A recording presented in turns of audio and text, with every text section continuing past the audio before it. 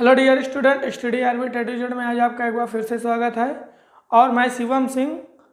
जैसा कि पिछले 6 वीडियो में आपका chemical reaction and chemical equation complete कर चुका हूं, और अब आज की वीडियो में मैं आपको एसिड और बेस के विषय में पढ़ाने जा रहा हूं। इस वीडियो में मैं आज आपको बताऊंगा कि एसिड मीन्स अम्ल और बेस अर्थात क्षार में क्या अंतर और क्या समानताएं होती हैं। हाँ, अगर इन दोनों में कुछ अंतर है तो कुछ ऐसी चीज़ें भी हैं जो इन दोनों को एक समानता प्रदान करती है, जिसकी वजह से ये दोनों समान भी लगते हैं। लेकिन वो सारी चीज़ें क्या हो सकती हैं, तो जैसे मैं आपसे पहले कुछ क्वेश्चन कर लेता हूँ। तो क्वेश्चन कैसे है, जैसे आप लोगों ने कभी ये नहीं सोचा क्या कि भैया दूध से जो दही बनता है वो दही खट्टा क्यों होता है, उसका स्वाद खट्टा क्यों हो जाता है ना। फिर अगर हम लोग यहाँ पे थोड़ा सा सोचे, नींबू हम लोगों ने देखा होगा, वो नींबू जो होता है वो भी खट्टा क्यों होता है, उसका भी स्वाद खट्टा होता है ना, सवार होता है। उसके बाद हम लोग इमली इसी तरह देखे हैं। इसी तरह हम लोगों ने टमाटर को भी देखा होगा, टमाटर जो होता है टोमेटो, वो भी खट्टा होता है टेस्ट में, है ना। उसके बाद अगर हम लोग सिरका देखे हों, सिरका जो होता है वो भी टेस्ट में खट्टा ही होता है ना। कई बार हम लोगों ने ये ध्यान दिया होगा कि आप लोगों ने तेजाब का नाम सुना होगा। जो तेजाब होता है, तेजाब क्या होता है, वो भी स्वाद में खट्टा होता है। अगर वो सारी चीज़ें हमारे मुंह में चली जाए, मान लो किसी तरह बाई चांस, या हम लोग पहले क्या करते थे, कुछ लोग यूज करते थे दांत को अपने क्लीन करने के लिए, सोचते थे कि अगर हम तेजाब से दांत को क्लीन करें तो बढ़िया क्लीन हो जाता है। तो क्लीन तो हो जाता था, लेकिन उसके बाद जब हम अगर कुछ खाते पीते थे तो हमारे दांत में थोड़ा सा दर्द या फिर झंझनाहट महसूस होती थी, जिसे हम लोग अपने देहाती भाषा में बोला करते थे कि हमारा दांत जो है वो गोठिल हो चुका है ना। कुछ ऐसा हम लोग बोला करते थे। तो वो उसके खट्टेपन के कारण है। तो ये सारी चीज़ें खट्टी क्यों होती हैं, है ना। लेकिन अभी मैं थोड़ा सा दूसरे रेंज में पहुंचता हूँ। दूसरे रेंज में मैं पहुंचता हूँ, जैसे मैं अभी आप लोगों से कहूँ, क्या करेला खट्टा होता है? क्या मिर्चा जो हम लोग खाते हैं खट्टा होता है? क्या नीम की पत्ती हम आप लोगों ने खाया होगा या उसका टेस्ट लिया होगा, क्या वो खट्टी होती है? वो उन सारी चीज़ों का, इन सारी चीज़ों का टेस्ट देखो कुछ अलग है ना, एकदम विपरीत। ये सारी चीज़ें कड़वी हैं, तीखी हैं, कसैली हैं। लेकिन अभी इधर हम लोग देखे थे कैथा, टमाटर, इमली वगैरह चीज़ें, ये सारी चीज़ें खट्टी थी। तो ये सारी चीज़ें खट्टी क्यों हैं और ये सारी चीज़ें कड़वी या फिर तीखी क्यों हैं? तो जितनी चीज़ें आपकी कड़वी हैं, तीखी हैं, उनको हम लोगों ने क्षार कहा है, बेस कहा है। और जितनी चीज़ें खट्टी रहीं उन चीज़ों को हम लोगों ने क्या कहा, अम्ल कहा है, या इंग्लिश में उसी को हम लोग एसिड बोलते हैं, है ना। तो इस तरह से जो है, इस तरह से हमारे नेचर में ये दो प्रकार की चीज़ें अलग अलग टेस्ट में मिलती हैं। एक का डिपार्टमेंट है जो कि एकदम खट्टा खट्टा खट्टा है, और एक का डिपार्टमेंट ऐसा है कि वो कड़वा है ना। तो इन दोनों में ऐसा क्यों होता है, तो जब हम लोग आगे पढ़ेंगे और इस एसिड बेस को थोड़ा सा आगे गहराई से अध्ययन करते हुए आगे पहुंचेंगे, तो हम लोग ये देखेंगे कि यार जो अम्ल होते हैं ये हाइड्रोजन से क्रिया किए होते हैं, और ये जल में घुल करके हाइड्रोजन का त्याग करते हैं, जिसकी वजह से ये खट्टे होते हैं। और इस बार जब हम लोग पढ़ेंगे क्षार की तरफ, तो क्षार में हम लोग क्या देखेंगे कि ये लोग अगर जल में घुलते हैं, जो क्षार होते हैं, अगर ये जल में घुलते हैं, तो ये जल में घुलने के बाद OH माइनस आयन का त्याग करते हैं, जिसकी वजह से ये कड़वे कसैले होते हैं। तो इन दोनों के बीच बहुत सारे अंतर हैं, उन अंतर को भी हम देख सकते हैं, बहुत सारे डिफरेंस हैं। लेकिन इनके बीच डिफरेंस होने के साथ साथ इनके बीच कुछ ऐसी चीज़ें भी है जो इनके बीच इक्वालिटी को भी बताती है कि हाँ यार, कुछ चीज़ें इनमें समान भी होता है। तो आइए, यहाँ मैंने पीछे कुछ ऐसी चीज़ें लिखी हैं जो इनके बीच अंतर और समानता को बताती है, तो मैं आपको बताता हूँ। जैसे मैंने यहाँ पे लिखा है अम्ल तथा क्षार में अंतर, और उसके बाद मैंने यहाँ पे लिखा है अब इन दोनों में समानता क्या है। पहले हम लोग अंतर को देखेंगे, और अंतर देखने के बाद हम लोग इन दोनों में समानताएं भी देख सकते हैं, इनमें समानताएं भी होती हैं। यहाँ पे मैंने देखो क्या लिखा है कि जो अम्ल होते हैं ये अम्ल स्वाद में खट्टे होते हैं, है ना, ये चीज हुआ। लेकिन क्या क्षार भी खट्टे होते हैं क्या?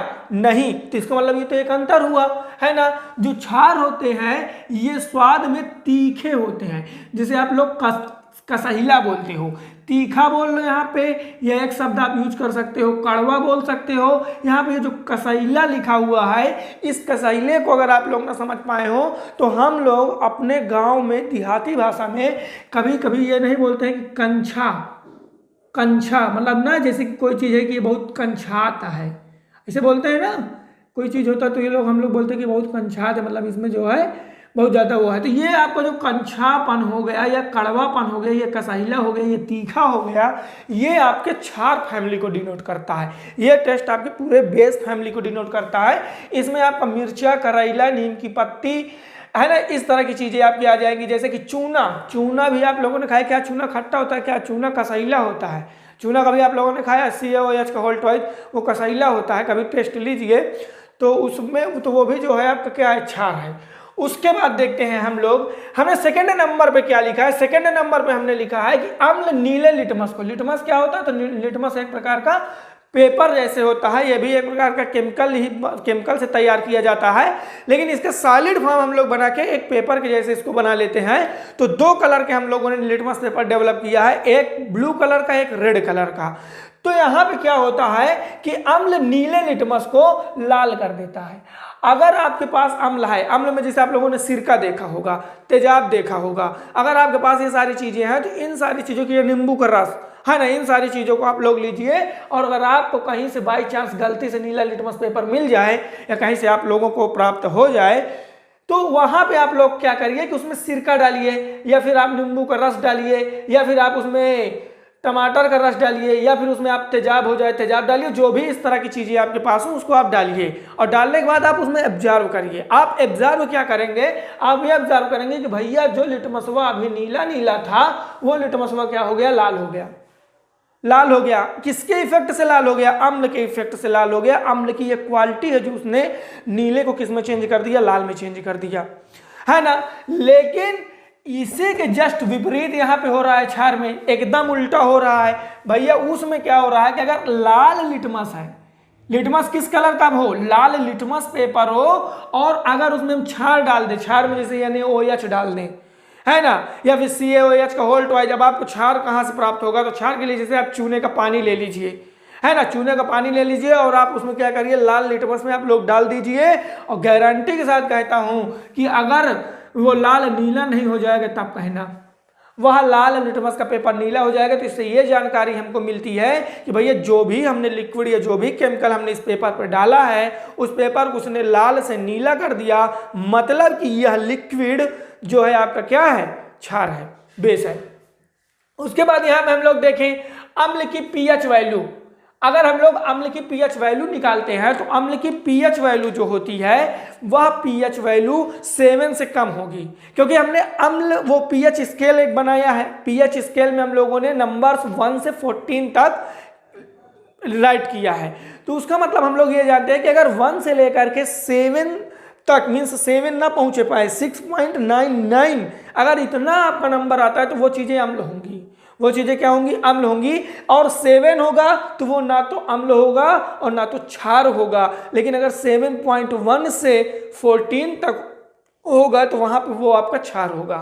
तो इसका मतलब अगर उस स्केल में हमको 7 से कम नंबर मिलते हैं किसी लिक्विड को डालने पर, तो इसका मतलब वह लिक्विड अम्ल होगा। लेकिन अगर वहीं पे उसी लिक्विड, हम कोई दूसरा लिक्विड लें, सेकंड लिक्विड लें, कोई भी अलग लिक्विड लें, उसको डालें, अब वहां पे वो 7 से ज़्यादा pH वैल्यू बताने लगा, तो इसका मतलब निश्चित रूप से अगर 7 से ज़्यादा pH वैल्यू है तो वो क्षार होगा, बेस होगा आपका, है ना। तो इस प्रकार से एक ये आप लोगों का तीसरा नंबर में भी एक आपको अंतर बढ़िया साफ साफ दिखाई दे रहा है कि भाई ये इसमें pH वैल्यू कम होती है, लेकिन इसमें pH वैल्यू क्या होती है, ज्यादा होती है ना। अब यहाँ पे अगर हम लोग देखें, अम्ल जल में घुलकर H+ आयन देते हैं, है ना। जल मतलब पानी, मतलब वाटर, H2O। अगर हम अम्ल को लाएं, जैसे HCl लाएं, है ना, HNO3 लाएं, H2SO4 लाएं, H3PO4 लाएं, कोई भी अम्ल को अगर हम लोग लाएं और इनको जल में डाल दें, तो जैसे इनको हम लोग पानी में डालेंगे, ये पानी में तुरंत घुलना स्टार्ट हो जाएंगे, मीन्स अपने आयनों में टूटना स्टार्ट हो जाएंगे। और इनका एक आयन होगा जो धन आयन होगा वो हमेशा हाइड्रोजन होने वाला है। इनका जो धन आयन होगा वो हमेशा हाइड्रोजन होने वाला है, मतलब कि ये पानी में घुल करके हाइड्रोजन आयन का त्याग करते हैं, हाइड्रोजन आयन को छोड़ते हैं, ठीक है। लेकिन इसमें देखो क्या है, इसके जस्ट अपोजिट है। अब यहाँ पे इसके जस्ट अपोजिट कहना ही पड़ेगा इसको, लेकिन जस्ट अपोजिट का मतलब ये नहीं कि ये हाइड्रोजन त्यागते हैं तो ये कुछ ऐसा त्याग है कि वो हाइड्रोजन को उल्टा उसकी क्वालिटी हो, तो कुछ ऐसा नहीं, लेकिन यहाँ पे OH माइनस आयन का त्याग करते हैं। किसका त्याग करते हैं? OH माइनस आयन का त्याग करते हैं। भैया ये देखो, ये H प्लस आयन का त्याग करते हैं, लेकिन ये जो क्षार होते हैं, इन अगर क्षारों को हम लोग पानी में डाल दें तो ये साले क्या करते हैं कि ये OH माइनस आयन का त्याग करते हैं। जलीय विलयन में घुलकर ये OH माइनस आयन का त्याग करते हैं। इसका मतलब इसमें जो आपका क्षार होता है, क्षार के यौगिक में OH पाया जाता है। उसके बाद यहाँ पे हम लोग देखें, ये प्रोटॉन दाता होते हैं। भैया प्रोटॉन किसे कहते हैं? तो प्रोटॉन किसे कहते हैं? तो आप लोगों ने सुना होगा कि एक एटम के अंदर इलेक्ट्रॉन, प्रोटॉन, न्यूट्रॉन, 3 चीजें पाई जाती हैं। तो उनमें जो धन चार्ज वाला पार्टिकल होता है वो प्रोटॉन होता है, और हाइड्रोजन का जो नाभिक होता है वो नाभिक भी वही प्रोटॉन ही होता है, क्योंकि हाइड्रोजन के अंदर एक ही प्रोटॉन पाया जाता है। तो इसका मतलब ये लोग H प्लस आयन का त्याग करते हैं, तो मतलब प्रोटॉन का त्याग करते हैं, तो ये प्रोटॉन दाता होते हैं। ये किसी को प्रोटॉन देने का काम करते हैं, लेकिन ये साले इसी का जस्ट अपोजिट करते हैं। ये प्रोटॉन देने का काम नहीं, बल्कि प्रोटॉन ग्रहण करने का काम करते हैं, लेने का काम करते हैं। तो इस प्रकार से हम लोगों ने यहाँ पे 5 अंतर इनमें साफ साफ देख लिया है कि इनमें इस तरह से 5 प्रकार के अंतर होते हैं जो कि जस्ट अपोजिट हैं, एकदम उल्टा है। भैया ये जो कर रहा है ये वो चीज नहीं कर रहा है। अगर ये जो है ईस्ट की तरफ जाना चाहता है तो ये वेस्ट की तरफ जाना चाहता है। लेकिन इतने अंतर होने के बावजूद भी इन दोनों के आपस में कुछ थोड़ी बहुत समानताएं भी हैं जो ये दोनों फॉलो करते हैं।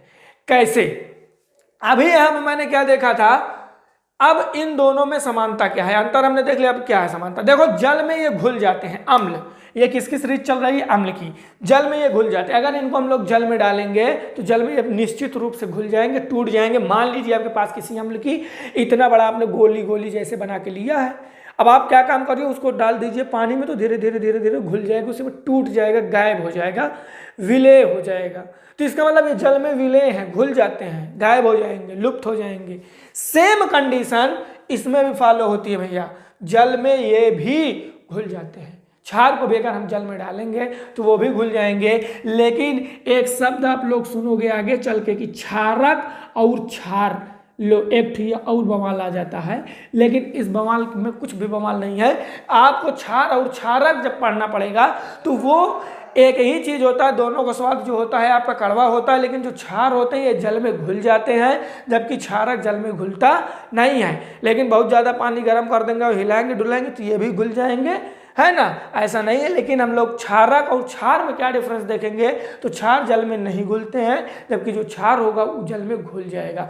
मीन्स दुनिया का सारा क्षारक क्षार नहीं हो सकता है, लेकिन दुनिया के सारे क्षार क्षारक हो सकते हैं, है ना? हम लोग इसमें इस तरह से देख सकते हैं कि मतलब अगर हम लोगों के पास कोई भी क्षारक है तो सारे क्षारक क्षार हो सकते हैं, सारे क्षारक जो हैं वो क्षार हो सकते हैं, लेकिन सारे क्षार जितने भी क्षार होंगे जरूरी नहीं कि सब के सब क्षारक हों, कुछ ही क्षार होंगे जो क्षारक होंगे। तो इस तरह से इसमें भी हम लोग ये डिफरेंस देख सकते हैं। अब अगर आप लोग अम्ल को कपड़े में डाल दीजिए, जो प्रबल अम्ल, सिरका की मैं बात नहीं कर रहा हूँ, नींबू की रस की मैं बात नहीं कर रहा हूँ, इन सबको हम लोग खा सकते हैं, दुर्बल अम्ल होते हैं, ठीक है। मैं आपसे बात कर रहा हूँ HCl की, H2SO4 की, HNO3 की, मतलब नाइट्रिक एसिड, सल्फ्यूरिक एसिड या हाइड्रोक्लोरिक एसिड की मैं बात कर रहा हूँ। अगर इन सबको हम लोग कपड़े में डाल देंगे तो कभी आप लोग डाल के देखिएगा क्या क्या होता है। जब आप उसको उसमें डाल दोगे तो आपके कपड़े संक्षारित हो जाएंगे, फट जाएंगे, ठीक है। किसी लकड़ी में हम लोग डाल देंगे तो लकड़ी भी संक्षारित हो जाएगी, मीन्स वहाँ पे वो नुकसान पहुँचाने का काम करते हैं। तो ये जो अम्ल होते हैं ये कपड़े, कागज, किसको कपड़े, कागज आदि को संक्षारित करते हैं, नुकसान पहुंचाते हैं, डिस्ट्रॉय करने लगते हैं। यही सेम काम आपके प्रबल क्षार भी करते हैं, वो भी कपड़े को क्या करते हैं, संक्षारित कर देते हैं, लकड़ी को संक्षारित कर देते हैं, उनमें नुकसान पहुंचाने का काम करते हैं। अगला हम लोग एक समानता देख लें, इनके आयन विद्युत प्रवाह करते हैं। अम्ल के आयन विद्युत प्रवाह करते हैं, तो यहाँ पे जो क्षार है ये भी कहते हैं भैया हम भी तो करते हैं। अब ये विद्युत प्रवाह कैसे करते हैं? मान लीजिए आपने एक गिलास में वाटर लिया है। अब वाटर लेने के बाद आप शुद्ध जल लीजिए, एकदम शुद्ध जल, उसमें एक भी प्रकार का आयन ना हो, वर्षा का जल सबसे शुद्ध होता है, उसे लीजिए। उसमें आप लोग तार रखिए, तार में इलेक्ट्रिसिटी प्रवाह करिए। अब पानी में आप लोग उंगली डालिए, अभी आपको करंट नहीं मारेगा, लेकिन अगर हम उसमें अम्ल डाल दें या क्षार डाल दें या लवण को भी डाल दें तो वो अपने आयनों में टूट जाएंगे। अब पानी में आ गया आयन, अब पानी में अगर आयन आ गया तो अब वो विद्युत का प्रवाह करेंगे। इसका मतलब अम्ल के जो आयन होते हैं वो विद्युत का प्रवाह करते हैं, तो क्षार भी पीछे हटने वाला नहीं है, इनके आयन भी विद्युत का प्रवाह करते हैं। इस प्रकार से इनमें ये 3 प्रकार के हम लोग समानताएं भी देख सकते हैं। आप लोग एग्जाम्पल देख लीजिए। तो एग्जाम्पल में मैंने जैसे यहाँ अम्ल में लिखा HCl हाइड्रोक्लोरिक अम्ल, यहाँ पर मैंने लिखा H2SO4 सल्फ्यूरिक अम्ल, यहाँ पर मैंने लिखा H3PO4 phosphate try hydrogen phosphate acid, यहाँ पे मैंने लिखा है HNO3 नाइट्रिक एसिड, यहाँ पे मैंने लिखा है H2CO3 कार्बोनिक एसिड, यहाँ पे मैंने लिखा है CH3COOH सिरका। भैया ये सिरका का सूत्र है ना, ये आपका तेजाब का सूत्र है। यहाँ मैंने लिखा CH3COOH, ये भी आपका अम्ल है। इस तरह से ये अम्ल है। थोड़ा सा अगर इसी में ध्यान दो, यहाँ पे देखो ये लाइन मैंने खींचा ब्लैक ब्लैक है ना, H के नीचे खींचे, H के नीचे खींचे, H के नीचे H। इसका मतलब अम्ल में H होता है और यही टूट करके अलग हो जाता है। मतलब कोई भी धातु अगर हाइड्रोजन से रिएक्शन करेगा तो वहाँ पे अम्ल बनता है। यहाँ पे अगर हम लोग देखें क्षार में कुछ एग्जाम्पल दीजिए सर, तो यहाँ पे देखो CaOH का होल्टवाइज बुझा हुआ चूना, ये बुझा हुआ चूना है आपका। NaOH सोडियम हाइड्रोक्साइड, KOH ये आपका पोटेशियम हाइड्रोक्साइड है, MOH का होल्टवाइज मैग्नीशियम डाइहाइड्रोक्साइड है, AlOH का होल्टवाइज एल्युमिनियम ट्राइहाइड्रोक्साइड है। ये सब क्षार को डिनोट करते हैं। और ध्यान देने वाली बात यह है कि सर यहाँ भी आपने OH के नीचे लाइन किया है, इसका मतलब क्षार में कम से कम 1 या 2 परमाणु जो होते हैं, जो एटम्स होते हैं, मॉलिक्यूल्स होते हैं, वो OH के होते हैं और इसमें हाइड्रोजन के होते हैं। और ध्यान दो, ये देखो एक और चीज़ देख लो, OH इसमें किधर को है अभी राइट साइड, हाइड्रोजन इसमें लगभग सब में किधर है आपके लेफ्ट साइड। ध्यान दो OH के साथ यहाँ पे किसने रिएक्शन किया है, धातु ने रिएक्शन किया है भैया। मतलब अगर आपका धातु प्लस OH रिएक्शन करता है तो आपका क्षार बनता है। इस चीज को डिनोट कर लीजिएगा, नोट कर लीजिएगा। और यहाँ पे देखो हाइड्रोजन तो है, लेकिन हाइड्रोजन किससे रिएक्शन कर रहा है, अधातुओं से। क्लोरीन अधातु है, सल्फर ऑक्सीजन अधातु है, फास्फोरस ऑक्सीजन अधातु है, नाइट्रोजन ऑक्सीजन अधातु है, कार्बन ऑक्सीजन अधातु है। यहाँ पे कार्बन ऑक्सीजन, ऑक्सीजन, ये हाइड्रोजन और ये कार्बन, ये सब अधातु हैं। इसका मतलब